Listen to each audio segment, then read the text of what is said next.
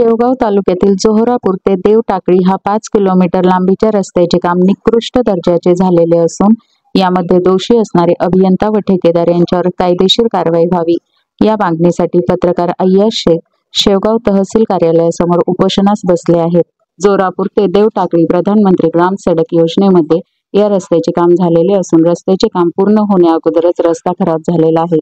त्यामुळे या रस्त्यामध्ये ठेकेदार व अधिकारी दोषी असल्याचे शेख यांनी म्हटले आहे। संबंधित रस्त्याचे ठेकेदार व अधिकारी यांच्यावर कारवाई व्हावी अशी मागणी शेख यांनी केली आहे। प्रधानमंत्री ग्राम सडक योजना जोरापूर ते देवटाकळी हे रस्ता 5 किलोमीटर अंतरावरचा होता। याला 3,61 लाख रुपयाचा निधी होता, पण ठेकेदाराने निकृष्टपणाने काम केल्याबद्दल ठेकेदाराला काळी यादीत टाकण्यात यावा व जे या साईटवर इंजिनियर होते यांना पण निलंबित करण्यात यावं यासाठी मी तहसील कार्यालय इथे उपोषणाला बसलेलो आहोत।